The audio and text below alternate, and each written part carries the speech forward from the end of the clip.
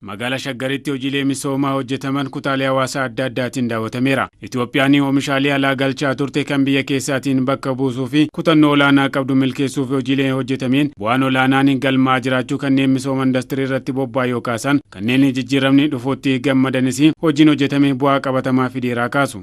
Yeroo feerroo oomishu kana keessatti iskraappii adda addaa wayim sibiila caccabaa kan hojii isaa yeroo isaa xumuree kan iddoo adda addaatti taa'u sassaabuudhaan biyya keessaa isa walitti qabuudhaan bituudhaan warshaa keessa gashuudhaan isa baqsuudhaan feerroo oomishee gabaaf kan dhiyeessudha.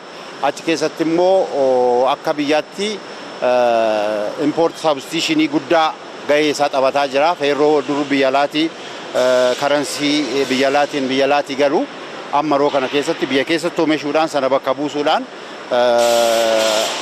ekonomii biyyattii keessatti illee gahee guddaa kan taphataa jirudha. Hawuudhaaf illee carraan arganne egaa Waaqayyo umuriin kennee har'ammoo kunoo misoomaa jiru kana hin danda'an kan jedhaman kan bira dabarree lafaan geenyee misooma arginee hin beekne misooma hawuudhaaf carraan arganne kana kunoo ijaan argaa jirra. Kun dhageetti miti arginee agartuu keenya waan daawwataa jirru waan Itoophiyaan hawuu hin dandeenye biyya kana keessatti Oromiyaa keessatti Itoophiyaa keessatti argaa jirra. Oomisha adda addaatu oomishamaa jira. Misooma adda addaatu misoomaa jira.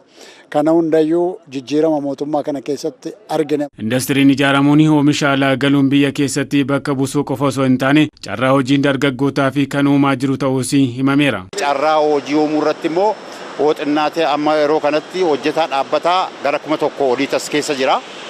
Warshaa kanarra gara fuulduraatti immoo caalaatti babal'isuudhaan kanaaf carraa uumuudhaaf immoo karoora qaba.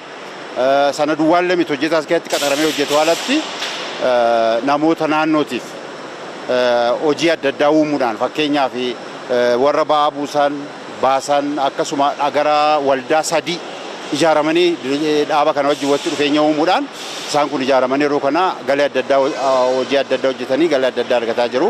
Carraa hojii argatee ofii jireenya isaa itti fufuudhaaf maatii isaa jiraachisuudhaaf carraa guddaa argatee dargaggoon naannoo keenya jiran bakka jiranitti kunoo waldaadhaan ijaaramanii itti fayyadamaa jiru. Gama biraatiin filannoo waliigalaa marsaa 7ffaa sababeeffachuun filachuu fi nan fiigaa nageenya koonan eeggadha jedhuun magaalaa Shaggar kutaa magaalaa Afuriittis gaggeeffameera. Filannoo karaa nagaa qabuun filachuu fi qaamni kamuu gahee isarraa eegamu baachuunis murteessaa ta'uunis ka'eera. Hundarraatu filannoon kun akka galma ga'uuf in eegama.